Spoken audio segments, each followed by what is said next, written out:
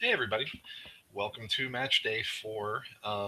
We will see today if we can continue what's been a really good streak for us lately. We are 18 for 18 off the bat. That may not continue. It's very unlikely to continue for the whole season. So, in fact, that only happened once, and most people don't think it was real. So, anyway, yeah, let's go ahead and look at what's going on. Got a couple of wins yesterday.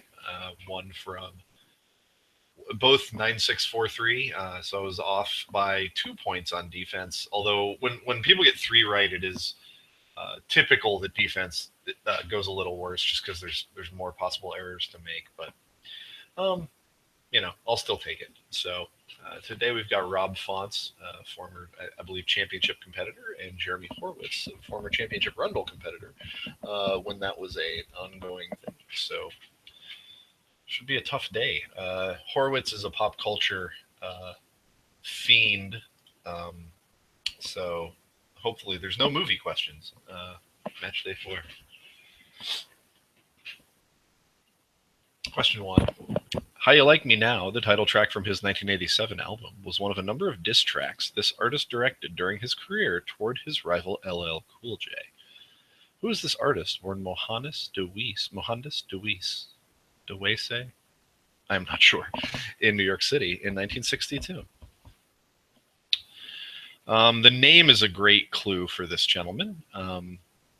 Also, I enjoy old school or semi-old school rap, popular and otherwise. I'm not as much. I don't know as much about underground stuff from that era, but this is Kool Odie for sure. Yeah, absolutely, Kool Odie, the Mohandas Dewis. So that certainly is a helpful clue there. We'll have to check and see what our opponent's history on hip hop is, because tends to be in maybe a little more of a vague spot with respect to other things. Anyway, question 2.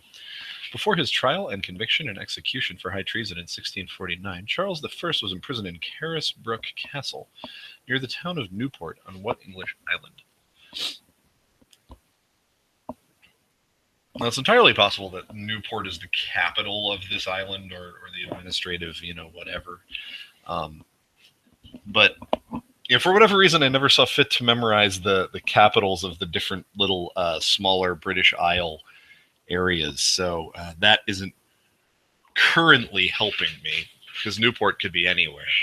I'd say the 4 options for British Isles, typically the 4 options for islands of the British Isles other than the, Great Britain and Ireland, obviously, are the Isle of Man, the Isle of Wight, Jersey, and Guernsey. The Isle of Man is between England, maybe even part of Scotland, and Ireland. And so as a result, I would say Isle of Man is probably, it's not obvious that you would describe that as an English island. Isle of Wight is very close to the south coast of England in the Channel. And then Jersey and Guernsey are further south, possibly even closer to France than England in the Channel. It's also possible, and I know this was true for years and years, that Jersey or Guernsey at this time may have been actually property of France or Spain, or that whatever the situation in continental Europe was specifically in 1649. I don't know if Jersey and Guernsey were English at that time, or even controlled by England, which leaves the Isle of Wight as what I consider to be the best guess that I have, but this is a guess. But I'd say Isle of Wight is closer to the coast than any of those other 3 as well. And so that's a small thing in its favor. I wouldn't necessarily imprison someone somewhere that's like a multiple hour, trip by boat just to get them, unless you have to keep them away from, I don't know, screaming peasants or whatever. So, but yeah, I don't know. Isle of Wight's what I've got. I don't know this for sure. Feel okay about it. Feel like there's a decent chance either of them miss this. I do feel like there's a decent chance that either of them miss this, just because it's kind of random. Like, you'd have to know that Newport is on Isle of Wight is a level of geography that I would consider deeper than average by a pretty wide margin. So anyway, question 3: what is the name of the character in this image? Well, that's Odie. It's John Arbuckle's dog from Garfield cartoons.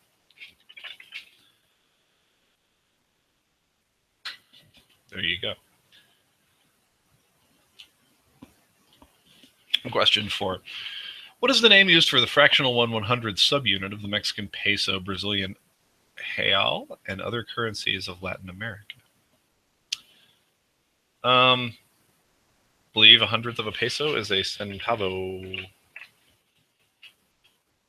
The centavo also, of course, being the sort of 100th, is its meaning, very similar to cent in American English.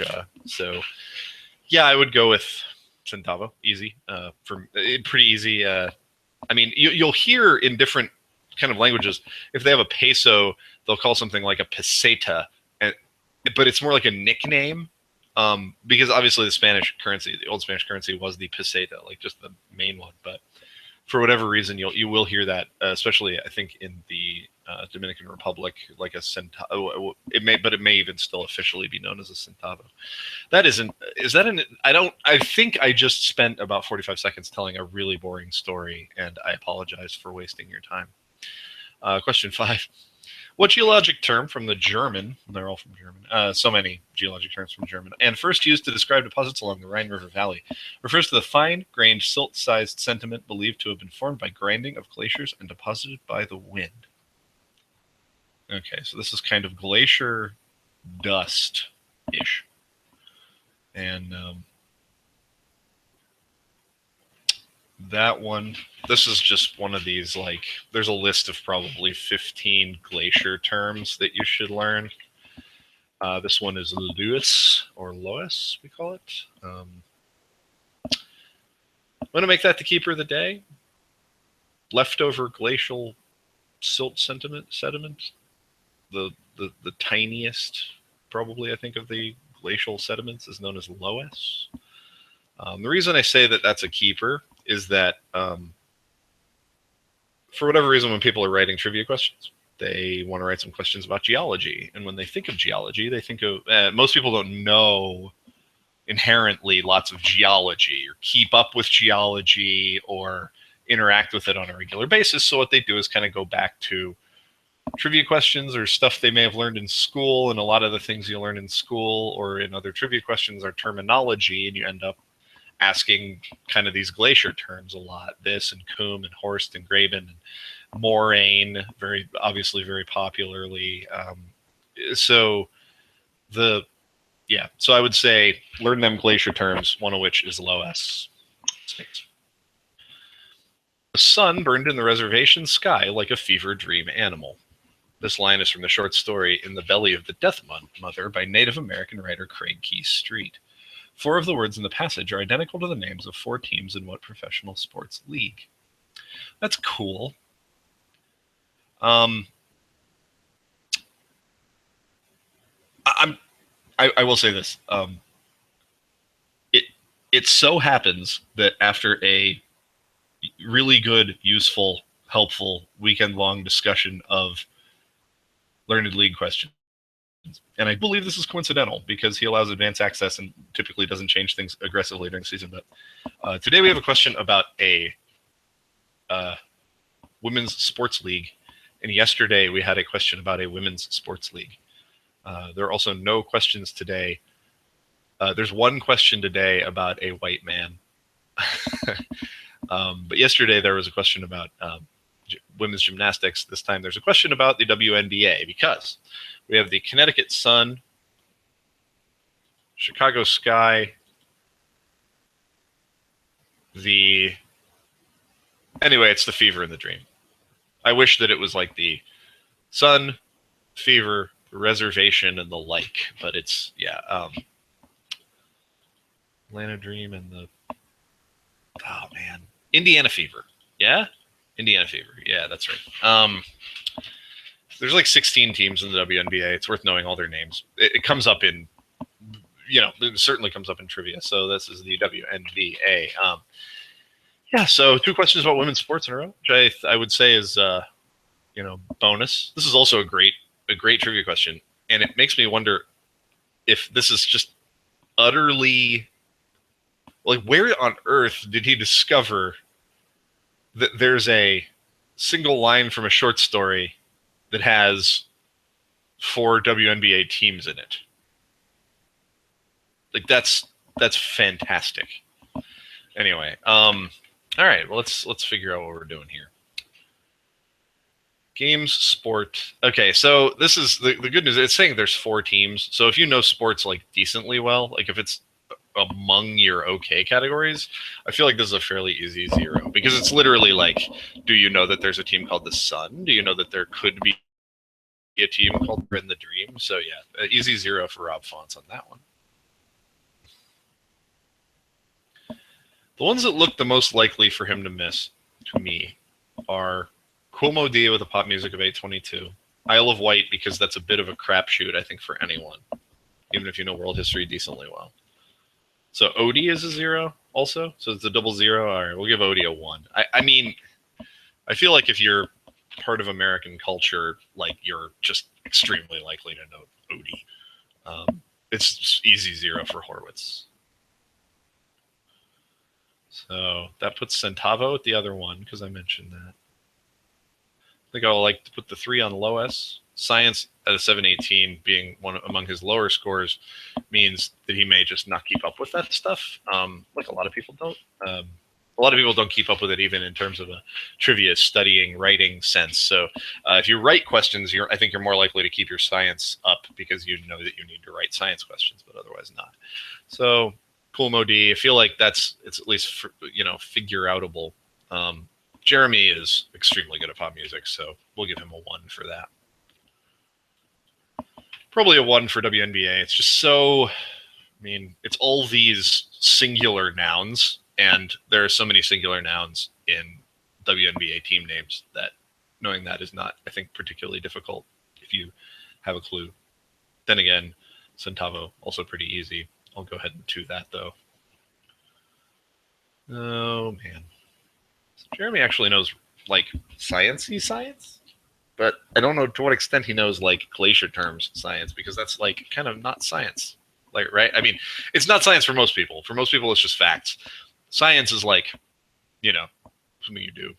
So, anyway, out of respect for that score, though, I'll go ahead and give him the 3 on Isle of Wight and the 2 on Lois, and we will proceed from there. And when I say on Isle of Wight, I am not sure. Like, if this shows up as Jersey or Guernsey, it won't surprise me at all. There's also other options, I suppose. So hopefully that's right. I know that these other 5 are good. Yeah. All right.